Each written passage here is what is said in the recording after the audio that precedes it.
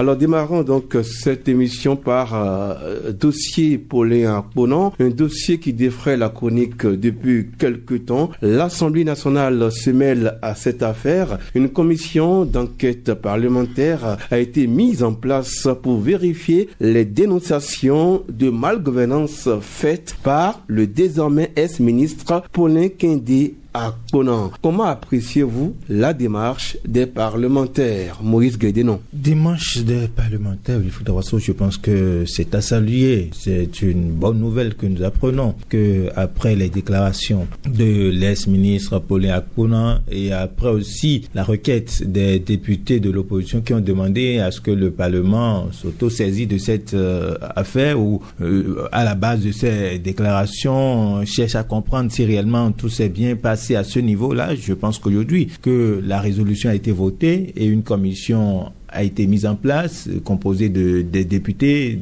3 démocrates, 3 BR et 4 de l'Union progressiste, le renouveau. C'est une bonne nouvelle. Ce que nous allons souhaiter, c'est que cette commission qui a été composée, que les enquêtes soient menées, et que les citoyens soient situés sur ce qui s'est réellement passé. S'il y a eu vraiment de mauvaise gestion, qu'on nous le dise. S'il n'y en a pas aussi, qu'on nous éclaire. Parce que je pense que ce qui a été fait là, c'est aussi pour laver l'honneur du ministre Adambi. Parce qu'à un moment donné, il s'est senti un peu diffamé. Il a porté plainte contre son camarade. Vous voyez, donc je pense que c'est une très bonne chose d'apprendre que le Parlement s'est saisi du dossier. Mais en dehors du Parlement, il y a aussi le Haut Commissariat à la prévention de la corruption que dirige Jacques Mégan aussi, qui a mis en place une commission d'enquête. Donc l'un dans l'autre, ce que nous voulons savoir, ce que nous voulons comprendre, c'est qu'à la fin de toutes ces commissions, qu'on nous dise ce qui s'est réellement passé. Les députés, eux, ils ont eu à voter des budgets successifs concernant ce ministère. Est-ce qu'il y a eu des budgets dans des budgets, ça a été prévu la construction de ces infrastructures dans la région citée, et qu'à la fin, il n'y a pas eu ça? Je pense que les députés, ils ont les éléments d'appréciation pour voir si réellement il y a eu détournement ou pas. Alors, Jacques Yedafou, vous avez écouté Maurice qui apprécie la démarche des parlementaires. Il estime que ça va même permettre de laver l'honneur des ministres qui sont passés dans ce département ministériel. Alors, vous, qu'est-ce que vous êtes que diriez-vous? Je me souviens que la semaine dernière, au cours de l'émission Regard, vous n'avez pas tellement apprécié cette démarche de l'opposition qui a commencé pas dire qu'il faut forcément mettre en place une commission d'enquête parlementaire, à moins que je me sois trompé. Vous vous êtes trompé. Ok, d'accord. J'ai plutôt salué, j'ai dit, il faut que nous voyons clair dans ce qui s'est passé. Ok, d'accord. Parce que celui qui a fait la déclaration, ce n'est pas n'importe qui. Et je suis allé jusqu'à dire, la demande de pardon, à l'heure actuelle, n'est pas bienvenue. Il faut qu'on aille jusqu'au bout. Et j'ai même souhaité que la commission d'enquête parlementaire soit mise en place. Donc cette commission parlementaire qui va être mise en place est d'après vous également la bienvenue? C'est la bienvenue. Au-delà de cette commission d'enquête parlementaire, il y a le Haut Commissariat à la gouvernance, à la prévention de la corruption, voilà, qui aussi a engagé des actions, et ce qui est normal parce que le gouvernement, en déchargeant Kende Akponan, avait souhaité que Kende Akponan apporte toute la lumière sur cette affaire et donc puisse se mettre à la disposition de la justice. Et je voudrais aussi que la Cour des comptes aussi se saisisse de ce dossier pour que les différents ministres qui se sont succédés depuis 2016 à la tête des différents ministères qui composent aujourd'hui ce ministère-là, on puisse voir la déclaration de leur patrimoine à l'entrée de leurs fonctions et à la sortie de leurs fonctions, et puis voir la gestion qui est faite des différents budgets qu'on a mis à la disposition de ces ministères depuis 2016 pour que nous voyons clair, parce que de quoi parlons-nous? C'est de l'image du gouvernement que nous parlons, et nous sommes actuellement dans une crise, la crise que dans une crise de gouvernance où la confiance des citoyens est érodée par rapport à l'image que le chef de l'État, le leader charismatique donc de la gouvernance depuis 2016, Patrice Talon, reflète, où il incarne rigueur, transparence et tout. Cette déclaration de Paulin Akpona donc était venue jeter de l'eau et était...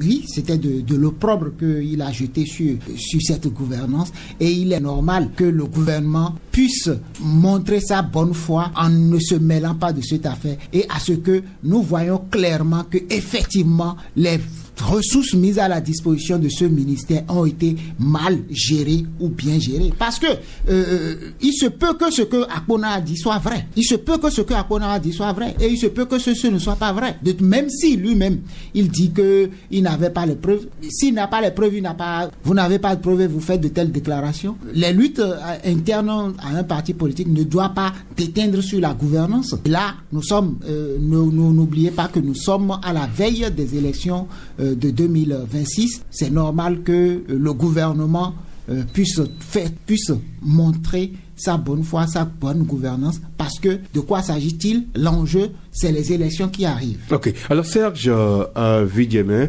par rapport à cette démarche du Parlement béninois, quelle suite entrevoyez-vous à ce dossier Paulin Akpona? Moi, je crois que les députés, surtout les députés de l'opposition, ont bien fait de demander une commission d'enquête, parce que les députés LD ont joué leur rôle. Exactement. Et je dis ils ont bien fait de jouer ce rôle, parce que on serait peut-être à la mandature précédente qu'on n'aurait pas eu ça. Et il faut avoir le courage de le dire. On a vu ce que la mandature précédente composée des députés UP et PR ont fabriqué. Et donc aujourd'hui, cela vient quand même redistribuer les cartes à l'Assemblée nationale. Ils feront au moins un travail et ne voteront pas que les lois aujourd'hui au Bénin. Mais au-delà de ça, moi je me réjouis personnellement de cette histoire de l'affaire Akpona. Je me réjouis. Pourquoi? Je me réjouis parce Qu'est-ce que vous réjouit dans cette affaire? Je me réjouis parce que c'est trop beau pour être vrai sous une gouvernance durant 10 ans, qu'on nous dise qu'il n'y a jamais eu une affaire de corruption, tout ça là-bas.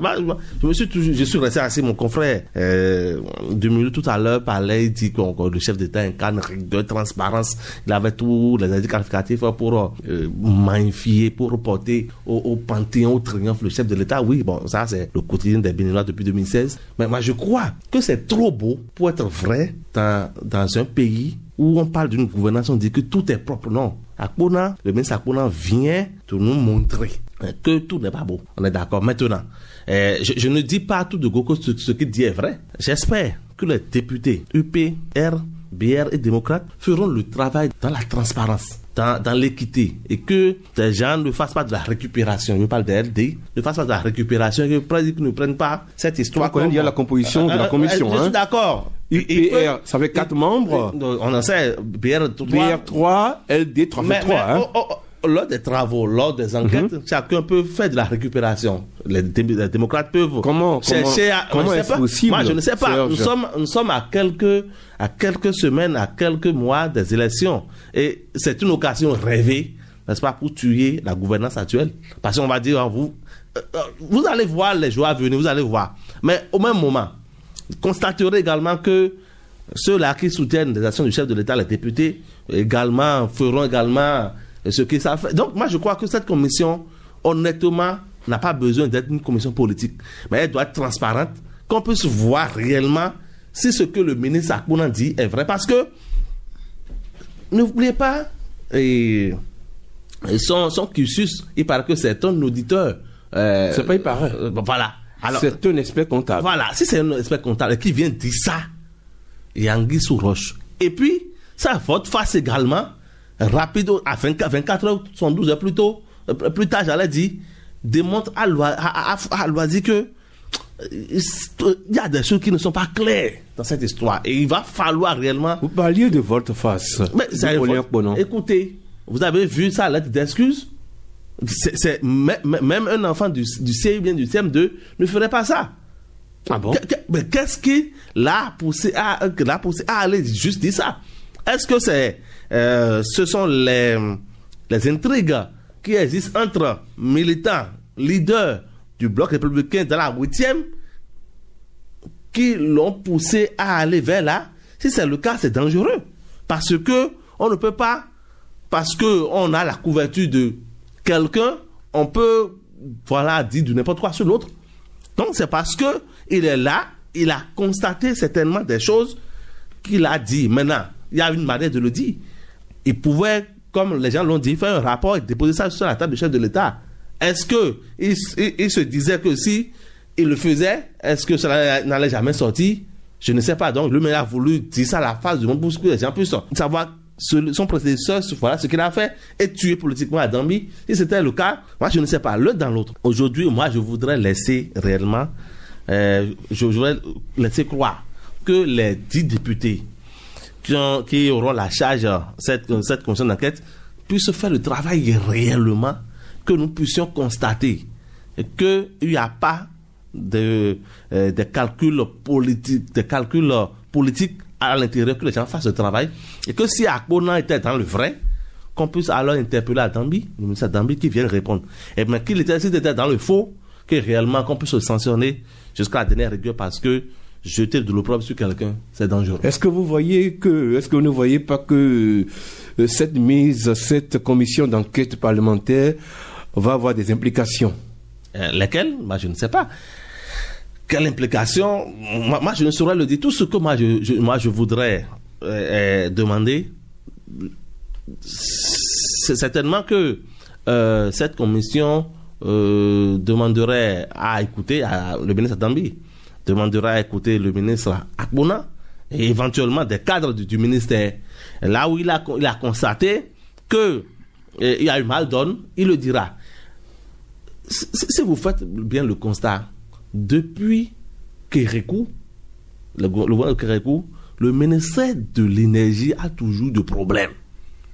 Feu Camaro Fassassi, on a constaté que il y a eu des problèmes, il y a eu des affaires. Sous le ministre Barthélémy Kassa, même si, bon, après, il y a eu un non-lieu, bon, voilà. Mais comme il y a eu l'affaire PPA 2, même le ministre Jean-Claude Roussou, certainement que c'est une affaire qui l'a fait partie de là. Et puis, le ministre Adambi avait demandé, lui, on ne l'a pas dit, hein? Non. Mais écoutez, on n'a rien appris par rapport à son départ. Quand vous constatez, écoutez. Il avait sa carrière à gérer.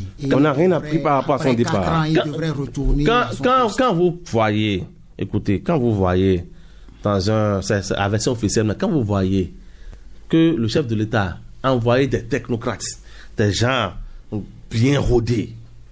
Je prends le ministère de l'enseignement maternel primaire. Celui qui est là, c'est un inspecteur des enseignements. Hein? Et qu'il est là depuis et qui fait un travail excellent. Moi, quand c'est bon, il faut le dire. Dans plusieurs autres secteurs, le travail est bien fait. Et qu'on arrive à enlever des gens de cette manière, même s'il y a une carrière à gérer quand même. Moi, je n'ai jamais dit qu'il a fait quelque chose, mais ça m'a interpellé. Le ministre Adambi, lui, il est parti parce que, bon, c'était une affaire politique. Et puis après, celui-ci, maintenant, on parle d'affaires de milliards. 10 milliards. Je me suis dit, pourquoi est-ce que c'est ce ministère-là qui retient toujours l'attention à la fin des mandats? Ouais, ça a toujours attiré mon attention. Et j'ose croire que les implications dont vous parlez, qu'elles ne soient pas seulement politiques, mais qu'elles soient également social, que réellement on puisse aller dénouer le nœud qui fait que ce ministère n'a jamais eu la paix sous les différents ministres qui se sont succédés. Oui, Maurice Guédenon, c'est vrai que tout le monde réclame la manifestation de la vérité. Serge Avoudiémès estime que c'est un ministère qui pose problème depuis des années, hein, des décennies. Oui, mais c'est un ministère qui pose problème depuis des années. Je pense que le problème, c'est au niveau de tous les ministères. Hein. On parle des mines, hein. Oui, mais de l'eau et de l'énergie. Vous savez, la question de l'énergie est une question cruciale.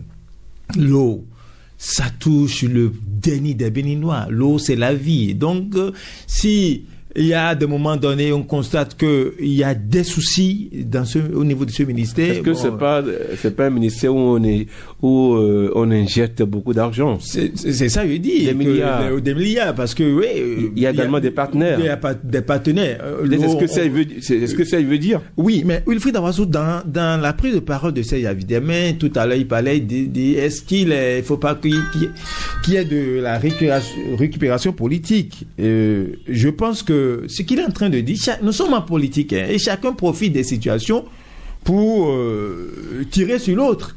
On peut pas, parce que pendant tout le mandat de l'actuel président, vous avez vu des déclarations sur la gouvernance passer.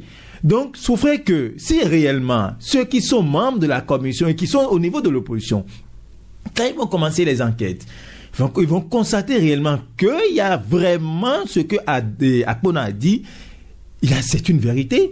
Sauf que ceux-là aussi surfent sur ça pour montrer que tout ce qui se disait depuis 2007 pour dire que la transparence est au rendez-vous, tout n'est pas rose.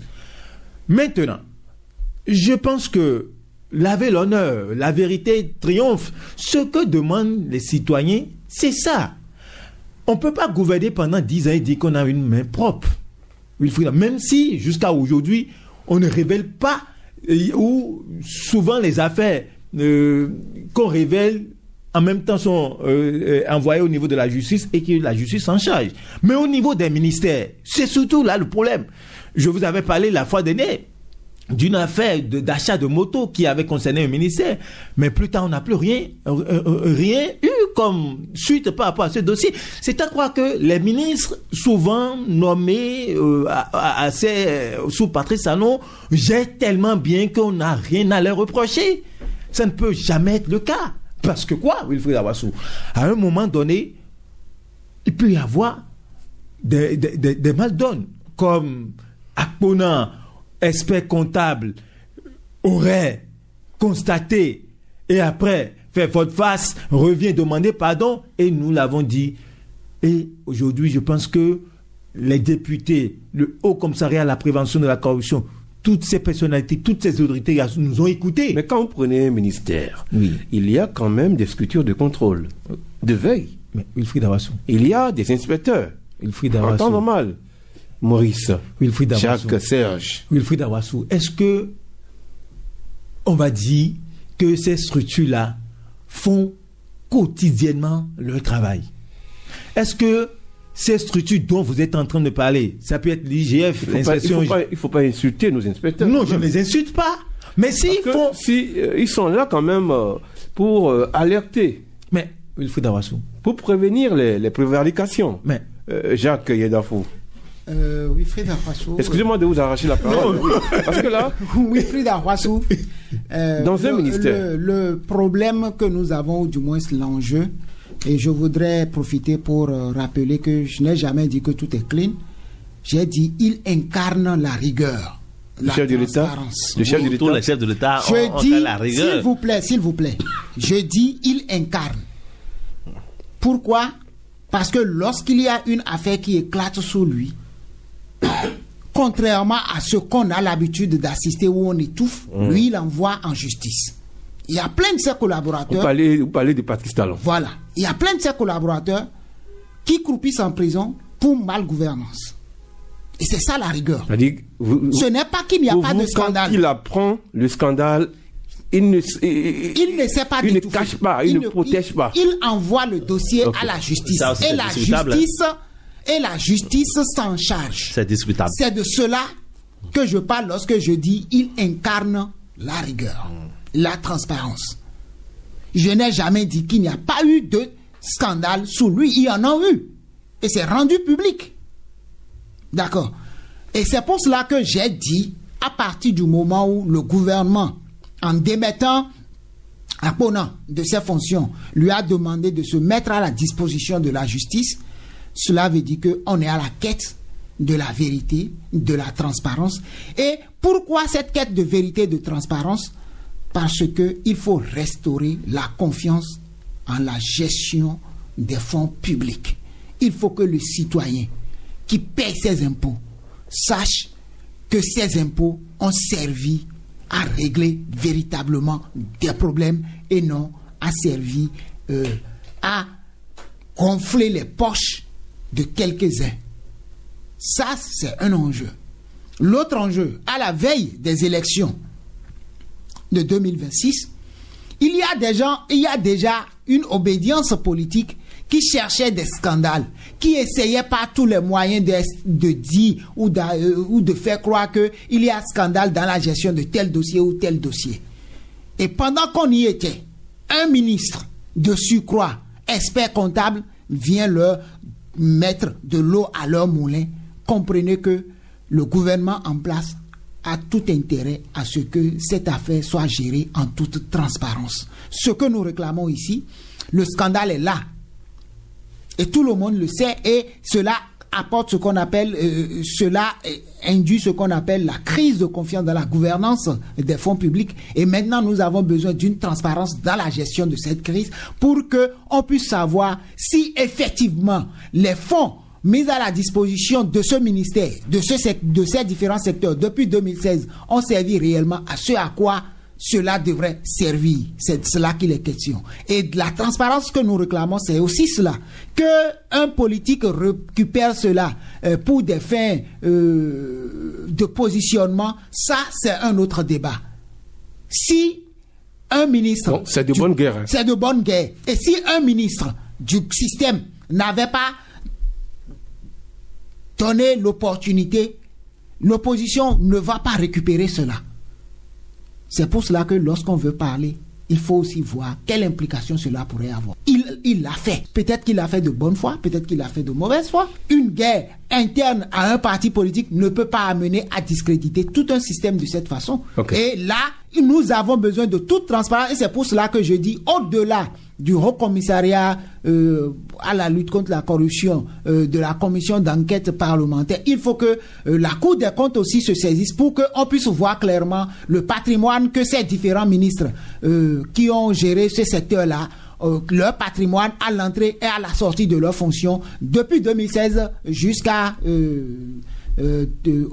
26 juin où Akpona est démis de ses fonctions. Ok. Alors Serge Akpona, pardon. Serge Abidjemé. Alors on parlait de la transparence en acceptant quand même, parce que apparemment le gouvernement fait franc jeu dans ce dossier. Hein. On peut quand même lui accorder la bonne foi en disant quand même que ce gouvernement veut de la transparence. Vous voyez, je vais vous surprendre. Allez-y. Que ce soit la commission d'enquête mise sur pied par l'Assemblée nationale, que ce soit le Haut Commissariat à la prévention de la corruption, ou dans la moindre mesure la Cour des comptes, moi je ne compte sur aucune de ces institutions. Pourquoi dites-vous cela? Je ne compte pas sur eux parce que l'idéal aurait été que lorsque Akpona, le ministre Akpona, avait fait cette déclaration tapageuse, qu'on lui réclama, n'est-ce pas, les preuves de son allégation avant de le démettre. En le laissant, en le forçant à la démission, ou bien en le renvoyant du gouvernement, c'est une manière de l'étouffer, de lui mettre une pression pour qu'il ne parle pas. Ça, c'est mal l'étu. On est d'accord. Et donc, tout ce qui viendra après, on n'aura rien.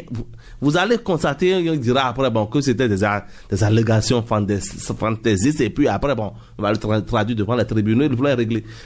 Il y aura. Donc, vous pensez que Akpona, c'est pas évident qu'il dispose de preuves par rapport à ce qu'il a allégué? Moi, je n'ai pas dit ça. Moi, je dis l'idéal aurait été qu'avant qu'on le renvoie.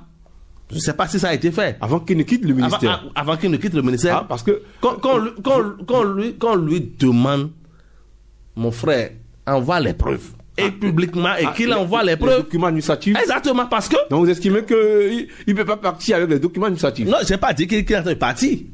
Il est parti déjà. Il est parti. Mais non, les documents resteront là. S'il a dit tout ce qu'il a dit là, c'est parce qu'il a vu des choses. Certainement. Il ne peut pas venir dire c'est grave. C'est grave. Ça, il est en train de porter atteinte à l'honorabilité de M. Adambi, c'est dangereux. Donc on devrait lui réclamer ça. Dit, mon cher, envoie les preuves. Et il envoie les preuves. Et puis, quand il dépose les preuves, maintenant, il dit, bon, parce que tu as fait ça, je te renvoie parce que tu n'as pas respecté la discipline du groupe. Et on le dégage. Et puis après, maintenant, on voit, pour voir ce qu'il a dit, c'est vrai, maintenant, on les confronte devant les juridictions. Mais, de la manière dont ça a été fait, c'est comme si, bon, voilà, et on a... Donc, vous n'appréciez pas la façon dont j'ai pas aimé ça. Le gouvernement gère ce dossier. Non, j'ai pas dit la manière dont on a géré ça au début. Maintenant, le reste, là, commission d'enquête, les démocrates, peut-être on veut surfer sur également leur récupération à droite ou maladroite pour également, bon, dans cette histoire, quelqu'un nous a parlé de la Russie, de la rage dans ce pays. Donc, on mettra tout en œuvre pour que le drap soit tiré de son côté. Et c'est de bonne guerre. Je vous ai déjà dit, si cette affaire-là va loin, ça va porter un coup à la mouvance présidentielle. Parce qu'on est à à moins d'un an des élections. Et on peut traîner cette affaire-là jusqu'aux élections. Ça peut ralentir, n'est-ce pas, l'élan, n'est-ce pas, du gouvernement, de la majorité présidentielle pour les élections prochaines. Donc, on doit faire l'effort, même si c'était vrai, de canaliser ou à défaut d'étouffer, n'est-ce pas, les élans, tout ce que le ministre Akpona a dit pour qu'on puisse dire, bon voilà, il n'en était rien, c'est lui. Parce qu'on peut le sacrifier pour faire blanchir, n'est-ce pas, la mouvance présidentielle. Et tous les coups sont bons. Voilà, c'est ça. Alors Maurice Guédenon, à l'approche des élections générales de 2026, tous les coups sont permis. Oui, tous les coups sont permis et chacun cherche... Et c'est un dossier qu'il faut gérer avec beaucoup de sérieux. Oui, avec beaucoup de sérieux, beaucoup de transparence, Wilfried Awassou. Parce que ce qui intéresse... Moi, je ne veux pas voir le camp de X ou Y. Ce qui est important pour les citoyens, c'est la transparence dans la gestion de cette affaire-là. Point final. Parce que quoi? Parce que nous sommes de la même famille et on devrait apporter de l'eau à des citoyens qui sont dans une région donnée, mais tu ne l'as pas fait, et que parce que nous sommes de la même famille, je ne vais pas te dénoncer, on ne va pas souhaiter ça. Que ce soit de l'opposition, que ce soit de la mouvance, qu'aujourd'hui, on commence par, qu'on fasse le bilan, qu'on commence par dire, en telle année, il y a eu telle chose. Est-ce que c'est vrai ou pas? Les coups sont permis, nous sommes en politique, oui, chacun va essayer de voir ce que l'autre a mal fait et remonter ça. Aujourd'hui, il y a des affaires passées que les gens ramènent encore à la surface pour montrer que ceux qui nous proposent ou aspirent nous gouverner plus tard ont quand même géré dans ce pays. On a vu de quoi ils sont capables. Aujourd'hui, nous qui sommes là, nous faisons mieux que eux, que ceux qui aspirent revenir plus tard. Donc, chacun essaie de proposer une certaine gouvernance aux citoyens et montrer que moi, je ferai mieux que l'autre. Mais aujourd'hui, ce qui est important, ce qu'il est très important de savoir, c'est que depuis 2016, le président Patrice Talon, lui et tout son gouvernement, ils nous ont promis la transparence dans la gouvernance publique. Tout à l'heure, Jacques Manassé en parlant nous a dit qu'il faut que la Cour des comptes fasse le point à la fin du patrimoine, fasse le point du patrimoine de ceux qui sont là. Est-ce qu'aujourd'hui, ceux qui sont là vraiment ont fait le point à l'entrée en fonction et qu'à la fin, on leur demande encore des points? Est-ce que ça a été respecté? Je ne suis pas sûr qu'aujourd'hui... Le avoir. Oui, le avoir... à l'entrée de la fonction et à la sortie, c'est dit dans... Et à la sortie. À la sortie, c'est dit dans la Constitution. Mais est-ce que cela a été fait? Wilfried Awassou, combien sont-ils à déposer... Le ministre Koubaki l'a fait en son temps. Non, d'accord. Non, en son temps, vous avez parlé du ministre. Il n'est pas le seul au gouvernement. Et d'ailleurs, aujourd'hui, il gère un portefeuille où il n'a pas beaucoup de ressources à sa disposition. Mais c'est ceux qui sont actifs. Il faut le reconnaître. Oui, c'est ceux qui sont actifs et qui sont dans les projets et programmes. Wilfried Awassou, combien sont-ils? Non, mais lui, il est communiqué et il écrit les communiqués, vous parlez.